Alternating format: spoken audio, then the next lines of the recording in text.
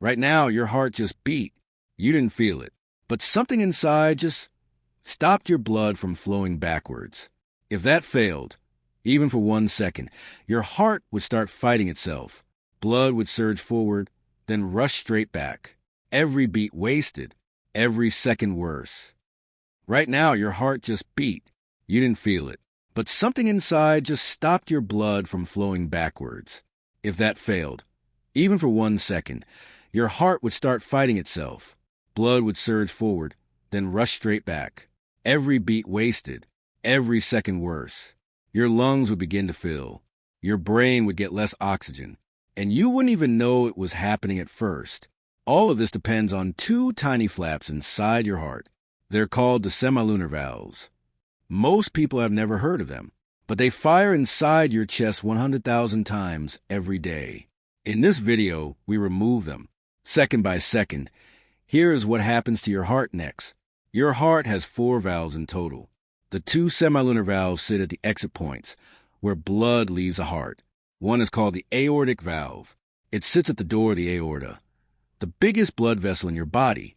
Every time your heart squeezes, the aortic valve opens and sends blood out to your entire body. The other is called the pulmonary valve. It sits at the door of the pulmonary artery, leading to the lungs. Each valve has 3 small flaps, called cusps. They look like a 3-pointed star, or a Mercedes badge. When the heart squeezes, the cusps open outward. Blood rushes through. Then the heart relaxes. The cusp snaps shut. Blood cannot go back. The valve has done its job, again and again, every second of your life. They open and close about 100,000 times every day, about 3 billion times in a lifetime, without ever resting. What does a faulty valve actually sound like? It makes a whooshing noise. Doctors call a heart murmur. Now remove them. Both gone. What happens to your heart in the very next beat? Your heart squeezes. Blood rushes out into the aorta. But now, with no valve to close behind it, it comes straight back. The heart fills with its own blood again. It has to pump the same blood twice. Then again. Then again. This is called regurgitation. Blood flowing in the wrong direction. The heart is doing double the work for half the result. The left side of the heart, the chamber that pumps to the body, begins to stretch, like a balloon being overinflated. The heart muscle gets bigger, not stronger, bigger. The walls thicken. The chamber enlarges. This is called hypertrophy. And a bigger, thicker heart is actually a weaker heart. It needs more oxygen. It pumps less efficiently. It tires faster. Can you feel when a valve stops working? Usually no. Most people feel nothing until the damage is already serious. Blood begins to back up into the lungs. Pressure rises in the blood vessels there. Fluid starts leaking into the air spaces. You feel breathless doing things that never troubled you before. Walking upstairs, carrying shopping, even lying flat at night. The heart beats faster, trying to compensate. But fast does not mean effective. Each beat is still sending blood backwards. Your body is not getting enough oxygen-rich blood. The brain starts to feel it.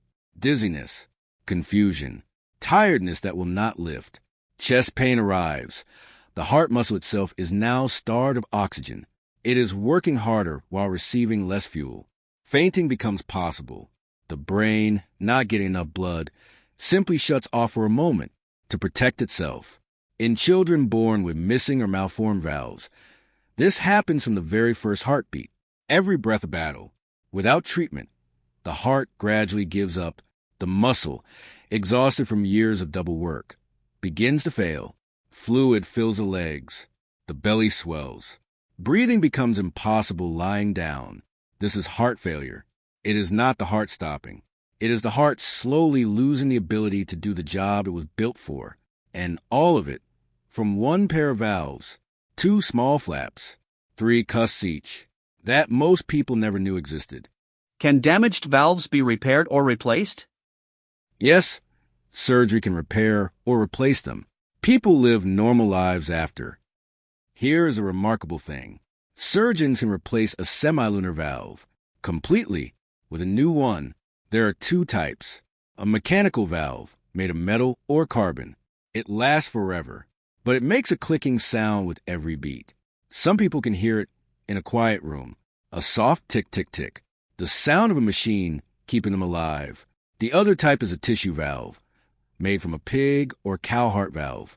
It feels and works like the real thing, but it wears out after 10 to 20 years. People with mechanical valves take blood thinners for life to stop blood clotting on the metal surface. Today, valve replacement can sometimes be done without open heart surgery. A catheter threaded through a blood vessel instead. The new valve is folded up inside a tube, guided to the heart, then expanded in place, like a tiny umbrella opening inside your chest. Children born with valve problems, called congenital heart defects, often need surgery in their first weeks of life. Some live entirely normal lives after. Some need multiple operations as they grow. The valve has to be replaced as the child gets bigger. And one of the most common causes of valve damage, rheumatic fever, a throat infection that was never treated properly. The body's immune system attacks the bacteria, but also accidentally attacks the heart valves. Over years, they scar and thicken. It still affects millions of people in low-income countries every year. A sore throat, untreated, becoming a damaged heart. 3 things about your heart valves that most people never know. First, your heart valves open and close about 3 billion times in an average lifetime, without once being asked to. That is more times than any mechanical device humans have ever built manages to open and close without breaking. Second, a leaking valve makes a sound, a soft whooshing noise between heartbeats. A doctor can hear it with a stethoscope. It is called a heart murmur. Some murmurs are harmless. Others are the first sign that something is quietly going wrong. Third, some people are born with only 2 cusps in their aortic valve instead of 3. It is called a bicuspid aortic valve. About 1 in 50 people have it. Most never know. For some, it causes problems in middle age when the valve starts to wear out faster. Your valves are extraordinarily engineered, thin enough to open in milliseconds, strong enough to last a lifetime. And most people walking around right now have no idea their heart is performing this miracle every second. Your semilunar valves just open and close again, right now, while you watch this, without any help from you at all. If this video made you think about your heart differently, please subscribe. Every week we remove one more part of the body. Leave a comment. Which body part do you want us to look at next? Next week, we remove the pancreas, the organ that controls your blood sugar. And when it fails, the whole body follows. See you then.